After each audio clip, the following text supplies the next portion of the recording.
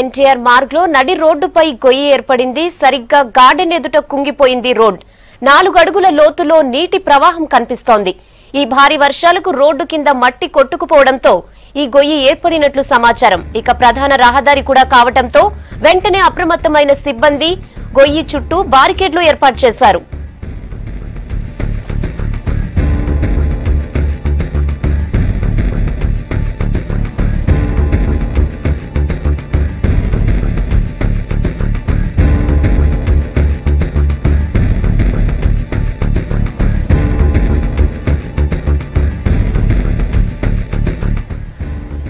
ఎన్టీఆర్ మార్గ్ లో నడి రోడ్డు మీద గొయ్యి ఏర్పడింది. సరిగ్గా గార్డెన్ ఎదుట కుంగిపోయింది రోడ్. 4 అడుగుల లోతులో నీటి ప్రవాహం కనిపిస్తోంది. ఈ భారీ వర్షాలకు రోడ్డు కింద మట్టి కొట్టుకుపోవడంతో ఈ గొయ్యి ఏర్పడినట్లు సమాచారం. అది ప్రధాన రహదారి కూడా కావడంతో వెంటనే అప్రమత్తమైన సిబ్బంది గొయ్యి చుట్టూ బారికేడ్లు కూడా ఏర్పాటు చేశారు.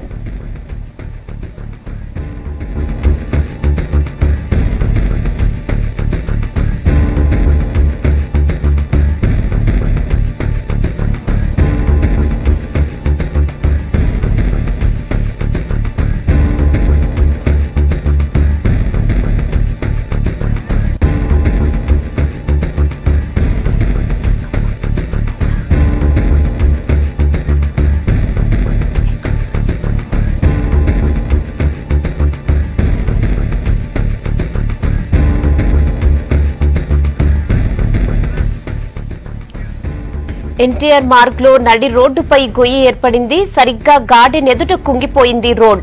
4 అడుగుల లోతులో నీటి ప్రవాహం కనిపిస్తోంది. ఈ భారీ వర్షాలకు రోడ్డు కింద మట్టి కూడా కొట్టుకుపోవడంతో ఈ గొయ్యి ఏర్పడినట్లు సమాచారం. అది ప్రధాన రహదారి కావడంతో వెంటనే అప్రమత్తమైన సిబ్బంది గొయ్యి చుట్టూ బారికేడ్లు కూడా ఏర్పాటు చేశారు.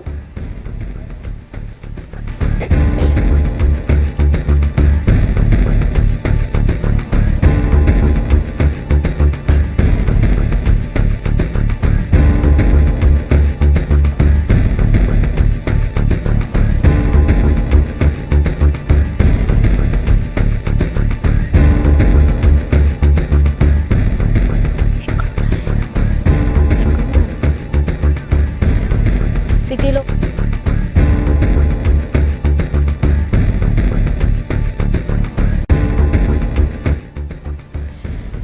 ఎన్టీఆర్ మార్గ్ లో నడి రోడ్డుపై గొయ్యి ఏర్పడింది. సరిగ్గా గార్డెన్ ఎదుట కుంగిపోయింది రోడ్. 4 అడుగుల లోతులో నీటి ప్రవాహం కనిపిస్తోంది. ఇక ఈ భారీ వర్షాలకు రోడ్డు కింద మట్టి కొట్టుకుపోవడంతో ఈ గొయ్యి ఏర్పడినట్లు సమాచారం. ప్రధాన రహదారి కూడా కావడంతో వెంటనే అప్రమత్తమైన సిబ్బంది గొయ్యి చుట్టూ బారికేడ్లు ఏర్పాటు చేశారు. ఇక దీనిపై మరిన్ని అప్డేట్స్ సంగప్ప అందిస్తారు. సంగప్ప, సరిగ్గా రోడ్డు మధ్యలో గొయ్యి ఏర్పడింది. అక్కడ పరిస్థితి ఏంటి? అధికారులు ఎలాంటి చర్యలు తీసుకున్నారు? అంటే వెంటనే చూసిన వెంటనే ఆల్రెడీ అక్కడ స్థానికంగా ఫస్ట్ ట్రాఫిక్ వాళ్ళు అలర్ట్ అయ్యారు. రేనా వెంటనే వాళ్ళు అక్కడ ఉన్నటువంటి అది క్యాంప్ మన సెక్రటరీ కి పక్కనే ఉంది కాబట్టి వెంటనే వాళ్ళు ఏం చేశారంటే ఈ ట్రాఫిక్ డైవర్ట్ చేసేటువంటి బారికేడ్స్ ఉంటాయి కదా, వాటిని దానికి అడ్డంగా పెట్టారు. కానీ నిజంగా అది ఎక్కడ ఉందంటే సరిగ్గా ఎన్టీఆర్ గార్డెన్ బోర్డు ఉంటుంది. ఎన్టీఆర్ గార్డెన్ పేరు మీద ఆ ఎన్టీఆర్ గార్డెన్ బోర్డు ఉన్నటువంటి ఆ పక్కనే అది డ్రైన్ కింద డ్రైన్ ఉన్నట్టుంది. సో ఒకసారి కింద డ్రైన్ లో ఉన్నటువంటి ఆ మట్టి అంతా కొట్టుకుపోవడంతో ఒకసారి గొయ్యి ఏర్పడింది. ఒకవేళ అందులో 2 వీలర్ పోయినా లేకపోతే ఇంకే చిన్న వెహికల్ పోయినా కూడా ఖచ్చితంగా అందులో దిగబడడం పడిపోతుంది. అందులో కింద మనిషి పడితే మాత్రం కింద కొట్టుకుపోయేంత పరిస్థితి, కింద పెద్ద ప్రవాహం కనిపిస్తుంది. మనకి విజువల్ స్పష్టంగా కనిపిస్తుంది. అది మనకి మన సెల్ ఫోన్ లో అక్కడ అటువైపు వెళ్తున్న ఒక ప్రయాణికుడు తీసి పంపించిన విజువల్ మనం వేస్తున్నాం. ఇప్పుడు ఆ ప్రయాణికుడు అక్కడ బండి ఆపి చూస్తే లోపల చాలా పెద్ద ప్రవాహం ఉంది. ఒక మనిషి ఒక పడుతుంది, మాన్యువల్ కంటే వెడల్పుగా ఉంది దాని ఆ గొయ్యి. అలా మనిషి పడితే మాత్రం బండి పోయినా లేకపోతే సైకిల్ పోయినా ఏదైనా కింద పడితే మనిషి కొట్టుకుపోతారు. సరిగ్గా మళ్ళీ హుస్సేన్ సాగర్ కొట్టుకుపోతారు. అది చూస్తుంటే ఎన్టీఆర్ గార్డెన్ లో నుంచి అటు హుస్సేన్ సాగర్ కి లింక్ ఉన్నటువంటి డ్రైన్ లాగా కనిపిస్తుంది. సో ఆ డ్రైన్ కింద అంటే డ్రైన్ పైన ఉన్నటువంటి వేసినటువంటి కప్పు చాలా నాసిరకం కప్పు వేశారు. అది ఇప్పుడే లాస్ట్ ఇయర్ వేశారు, అంతకుముందు వేశారు, ఎప్పుడు వేశారు. అది మొత్తానికైతే ఆ డ్రైన్ చాలా నాసిరకంగా ఉంది. ఈ వర్షానికి మెత్తబడి ఒక్కసారి లోపల ఉన్నదంతా కప్పు వేసినటువంటి ఆ స్లాబ్ కావచ్చు లేదా ఇంకేదైనా దానికి సంబంధించిన చేసిన ఏర్పాటు కావచ్చు మొత్తం కొట్టుకుపోయింది. దాంతో పెద్ద గొయ్యి ఏర్పడింది. అంటే హుస్సేన్ సాగర్ ఒడ్డున ఉన్నటువంటి రోడ్డు మీద ఇలాంటి పరిస్థితి ఉంది. అట్లాగే ఉంటే మొత్తం హుస్సేన్ సాగర్ ఒడ్డున ఉన్నటువంటి ఇటువైపు ఉన్నటువంటి రోడ్డు పరిస్థితి ఏందని ఒక ఆందోళన కూడా కలిగేటువంటి పరిస్థితి చూస్తున్నాం మనం. ఓవరాల్ గా అయితే అక్కడ ఎన్టీఆర్ గార్డెన్ లో ఉన్నటువంటి ఆ డ్రైన్ హుస్సేన్ సాగర్ కి లింక్ ఉన్నటువంటి దాని మీద వేసిన కప్పు చాలా నాశరకంగా ఉంది. దానివల్ల ఒక్కసారిగా పెద్ద గొయ్యి ఏర్పడింది. ఒకవేళ అది ఈ మార్నింగ్ టైం చూశారు కాబట్టి ఓకే, ఒక రాత్రి ఎవరు చూడకుండా ఉంటే దాని మీద పోతే మాత్రం చాలా పెద్ద ప్రమాదం ఏర్పడేది. వెంటనే చూసినటువంటి ప్రయాణికులు, అక్కడ రోడ్డు మీద పోయేటువంటి వాహనదారులు ట్రాఫిక్ వాళ్ళకి చెప్పారు. ట్రాఫిక్ వాళ్ళు ప్రస్తుతానికి బ్యారికేడ్ అడ్డం పెట్టారు. కానీ అదే పరిస్థితి ఇంకా చాలా డ్రైన్స్ పోతాయి. అటు ఎన్టీఆర్ గార్డెన్ నుంచి కావచ్చు, లేకపోతే అటు ముందు నెక్లెస్ రోడ్ లో కూడా కావచ్చు, లేకపోతే సీఎం క్యాంప్ మన ఇది సెక్రటరేట్ నుంచి కూడా కావచ్చు.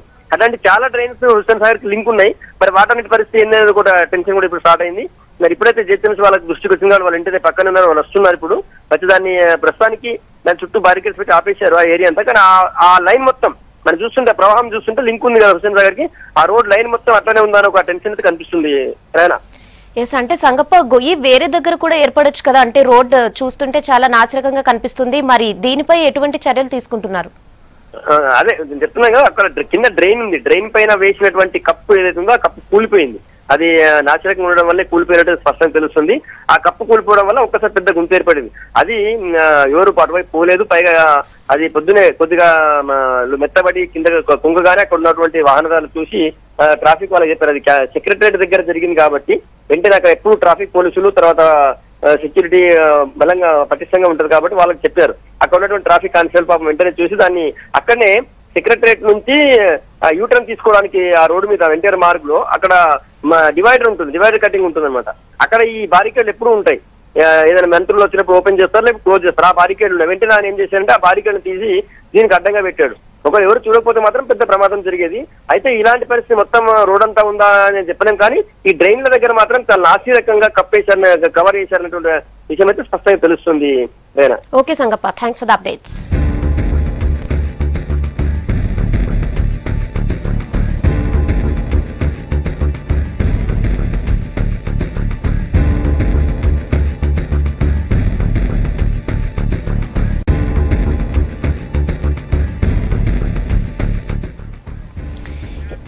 ఇక హైదరాబాద్ లో వాతావరణ పరిస్థితులపై రాష్ట్ర ప్రభుత్వం అప్రమత్తమైంది. ఢిల్లీలో ఉన్న సీఎం కేసీఆర్ ఎప్పటికప్పుడు పరిస్థితిని సమీక్షిస్తున్నారు. జీహెచ్ఎంసీ కమిషనర్ జనార్దన్ రెడ్డితో మాట్లాడిన సీఎం ప్రజలకు ఇబ్బంది కలగకుండా చర్యలు తీసుకోవాలని ఆదేశించారు. ఇక అటు ఇరిగేషన్ శాఖలో ఎమర్జెన్సీ ప్రకటించారు. ఇంజనీర్ల సెలవులు రద్దు చేశారు. ఢిల్లీలో ఉన్న ఇరిగేషన్ శాఖ మంత్రి హరీష్ రావు ఉన్నతాధికారులతో ఎప్పటికప్పుడు ఫోన్లో మాట్లాడుతున్నారు. ఇక అధికారులు కూడా నిరంతరం అప్రమత్తంగా ఉండాలని ఆదేశించారు. గండిపడిన చెరువులకు వేగంగా మరమ్మతులు చేయించాలని సూచించారు. ఇతర చెరువులకు గండ్లు పడకుండా చర్యలు తీసుకోవాలని అధికారులను ఆదేశించారు. ఇంజనీర్లంతా ఫీల్డ్లోనే ఉండాలని, అందుబాటులో లేని అధికారులపై కఠిన చర్యలు తీసుకుంటామని అన్నారు. ఇక రెవెన్యూ శాఖతో సమన్వయం చేసుకుని సహాయక చర్యల్లో పాల్గొనాలని ఆదేశించారు మంత్రి.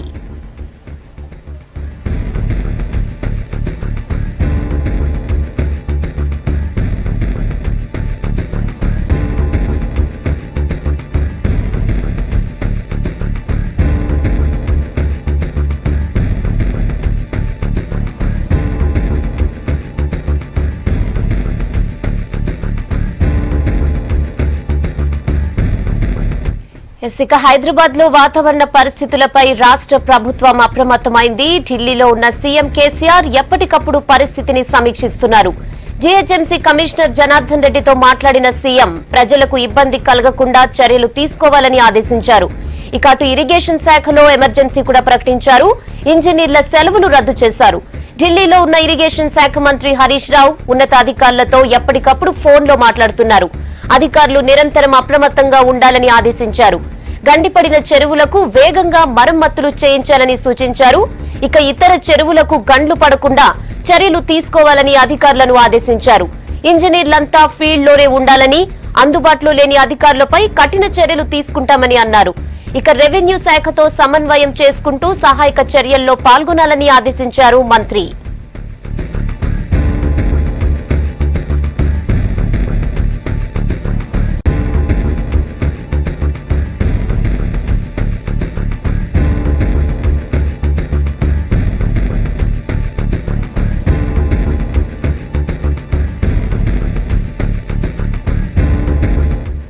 దీనిపై మరిన్ని డీటెయిల్స్ శ్రీనివాస్ అందిస్తారు. శ్రీనివాస్, ఇరిగేషన్ శాఖలో ఎమర్జెన్సీకి సంబంధించిన అప్డేట్స్ ఏంటి?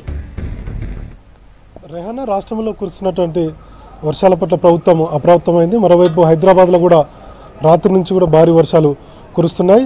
మరోవైపు మిగతా అంటే నల్గొండ, రంగారెడ్డి జిల్లాలో ఎక్కువగా వర్షపాతం నమోదవుతుంది కాబట్టి ఇరిగేషన్ శాఖ ఎమర్జెన్సీ ప్రకటించింది. ముఖ్యంగా చెరువులకు గండ్లు పడతాయి. ఇప్పటికే కరీంనగర్ కావచ్చు, అదేవిధంగా రంగారెడ్డి జిల్లాలో కూడా చెరువులకు గండ్లు పడ్డాయి. కాబట్టి ఇరిగేషన్ శాఖలో ఉన్నటువంటి అధికారులందరూ కూడా హెడ్ క్వార్టర్స్లో ఉండాలి. వారికి సంబంధించినటువంటి సెలవులన్నింటినీ కూడా రద్దు చేస్తున్నట్టు ప్రభుత్వం ఆ ఇరిగేషన్ శాఖ ప్రకటించింది. మంత్రి హరీష్ రావు ఢిల్లీలో ఉన్నారు. అపెక్స్ కౌన్సిల్ సమావేశానికి ఆయన ఢిల్లీ వెళ్లారు. ఢిల్లీ నుంచే ఎప్పటికప్పటికీ అధికారులతో, ఇరిగేషన్ శాఖ అధికారులతో టచ్లో ఉంటూ ఫోన్లో, వాట్సాప్లో మెసేజ్ చేస్తూ, ఫోన్లో మాట్లాడుతూ ఆయన పరిస్థితిని సమీక్షిస్తున్నారు. ముఖ్యంగా మిగతా జిల్లాల్లో ఉన్నటువంటి చెరువులన్నీ కూడా ఇప్పటికే వర్షాలకు నిండి ఉన్నాయి కాబట్టి రానున్నటువంటి 48 గంటల్లో కూడా భారీ నుంచి అతి భారీ వర్షాలు పడతాయని చెప్పి వాతావరణ శాఖ హెచ్చరించింది. కాబట్టి ఇరిగేషన్ శాఖకు సంబంధించినటువంటి అధికారులందరూ కూడా అలర్ట్గా ఉండాలని చెప్పి ఆయన ఆదేశాలు ఇచ్చారు. మరోవైపు మేజర్, మీడియం కావచ్చు, లేదంటే ఇంకా మామూలుగా చెరువులు, కుంటలు కావచ్చు, అక్కడక్కడ తెగేటువంటి అవకాశం ఉంటుంది. కాబట్టి అందరూ కూడా రెవెన్యూ అధికార యంత్రాంగంతో సమన్వయం చేసుకొని ఎక్కడా చెరువులకు గండు పడకుండా చూడాలని చెప్పి ఆదేశించారు. మరోవైపు సిమెంట్ బస్తాల్లో ఇసుక బస్తాలు, సిమెంట్ బస్తాలు సిద్ధం చేసుకొని ఉండాలని చెప్పి ఆదేశాలు ఇచ్చారు. మరోవైపు సెలవులు కూడా రద్దు చేయడం జరిగింది. మొత్తంగా ఉన్న చెరువుల్లో ఎక్కడైతే చెరువులు తెగుతాయని చెప్పి స్థానికంగా ప్రజలు సమాచారం ఇస్తారో వాటన్నిటికీ సంసిద్ధంగా ఉండాలి, అలర్ట్గా ఉండాలి. స్థానికంగా ఉన్నటువంటి అందరినీ కూడా ఉన్నతాధికారులు, ఇరిగేషన్ శాఖ అధికారులు కూడా అలర్ట్ చేయాలని చెప్పి ఆదేశించారు.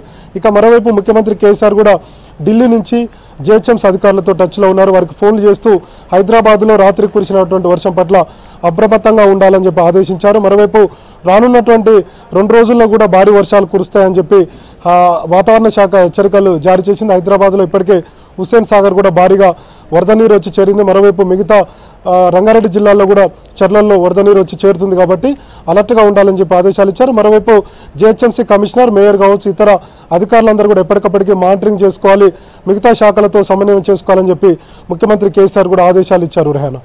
ఓకే శ్రీనివాస్.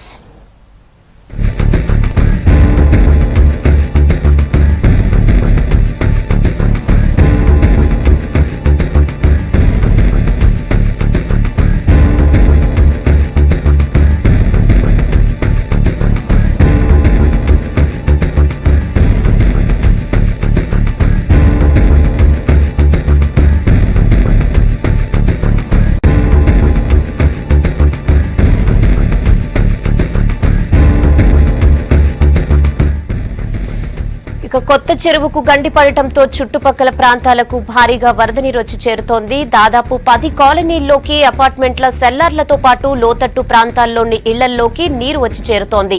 దీంతో అక్కడి కాలనీ వాసులంతా భయాందోళనలో ఉన్నారు.